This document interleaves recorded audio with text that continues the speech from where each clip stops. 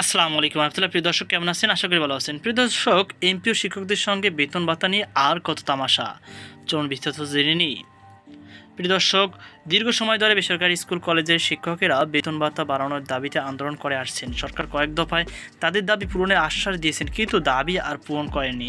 তবে এবার বাড়ি ভাড়া 500 টাকা বাড়ানো হয়েছে, যা রীতিমতো তামাশার শামিল বলে মনে করছেন শিক্ষকেরা। এমন একদিনে বাড়ি ভাড়া 500 টাকা বাড়ানো হয়েছে, সেটি 5ই অক্টোবর ছিল বিশ্ব শিক্ষক দিবস। জাতীয় শিক্ষক ফোরাম নেতারা বলেছেন, এমপিভুক্ত শিক্ষকদের মর্যাদা অধিকার প্রতিষ্ঠার পরিবর্তে শিক্ষকদের সঙ্গে তামাশা করা হয়েছে। তথ্যসূত্র দৈনিক.com। কোনো শিক্ষক বলেছেন, এমপিভুক্ত শিক্ষকদের সঙ্গে তামাশা করতে সরকার বেশ মজা পায়। যেখানে মূল বেতনের 45% বাড়ি ভাড়া বাড়ানোর দাবি, সেখানে শতাংশ হারে বাড়ি বাড়ানো হয়নি, বরং বাড়ানো হয়েছে সাকল্যে মাত্র 500 টাকা। এতে শিক্ষকেরা ক্ষুব্ধ হয়েছেন। ফেসবুকে উত্তপ্ত হয়েছেন শিক্ষকদের তির্যক মন্তব্য। আগের ঘোষণা অনুযায়ী 12ই অক্টোবর থেকে ঢাকা জাতীয় প্রেস ক্লাবের সামনে লাগাতার অবস্থান কর্মসূচি ঘোষণা দিয়েছেন তারা। ঢাকা পোস্টের সংবাদে বলা হয়, শিক্ষকদের ক্ষোভের মধ্যেই দাবি বিবেচনা নিয়ে 5ই অক্টোবর রাতে বাড়ি ভাড়া, মূল বেতনের 20%, চিকিৎসা ভাতা বৃদ্ধি ও কর্মচারীদের বোনাস 75% উন্নীত করতে অর্থ মন্ত্রণালয়ে নতুন প্রস্তাব পাঠিয়েছে শিক্ষা মন্ত্রণালয়। শিক্ষকেরা যে তামাশার কথা বলেছেন, এটা নতুন নয়। বহু বছর ধরেই তাদের সঙ্গে তামাশা করে আসছে সরকার। নিচে কিছু বিষয় আলোচনা করে তামাশার বিষয়টি আরও স্পষ্ট করা যেতে পারে। দুর্বল বেতন কাঠামো।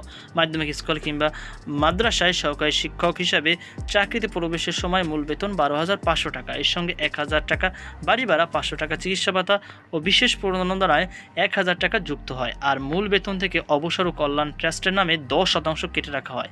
সব মিলে একজন সহকারী শিক্ষক বেতন পান মাত্র 13,750 টাকা। কলেজের মূল বেতন 22,000 টাকা, এর সঙ্গে 1,000 টাকা বাড়ি ভাড়া, চিকিৎসা ভাতা 500 ও বিশেষ প্রণোদনা অন্তত 1,000 টাকা যুক্ত হয়। আর মূল বেতনের 10% কেটে রাখা হয়। সব মিলে একজন প্রবাসক বেতন পায় 22,300 টাকা।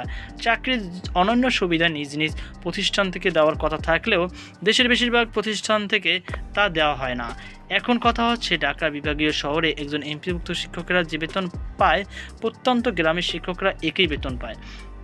ঢাকা আর গ্রামে থাকা খাওয়া খরচ কি এক হলো? তাহলে কোন যুক্তিতে একই বেতন নির্ধারিত হয়েছে? তাছাড়া এই বেতনে বর্তমান পরিস্থিতিতে শিক্ষকের সংসার চলে কিভাবে, তা কি সরকার ভেবে দেখেছে? কেউ হয়তো বলবেন, শিক্ষকদের বেতনের টাকা তুলতেই হয় না, প্রাইভেট ও বাণিজ্য করেই তারা ভালো চলে।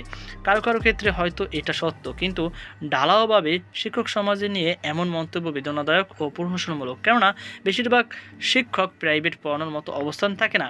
ইংরেজি, গণিত, পদার্থ, রসায়ন, হিসাব বিজ্ঞান বিষয় শিক্ষকেরা প্রাইভেট পড়িয়ে যতটা সচ্ছলভাবে জীবনযাপন করতে পারে, অন্য বিষয়ের শিক্ষকরা সে সুযোগ নেই।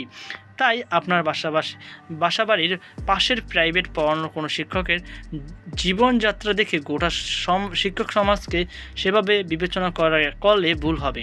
মোটের উপর বেশিরভাগ শিক্ষকের জীবনযাপন করতে হয় মানবেতর। তো প্রিয় দর্শক, আশা করি আপনারা বুঝতে পেরেছেন। তো এই ছিল আমার সর্বশেষ আপডেট। এনে আপনি কি মতামত অবশ্যই কমেন্টে জানাবেন। সকল বার্তা আজকে পর্যন্ত। আল্লাহ হাফেজ।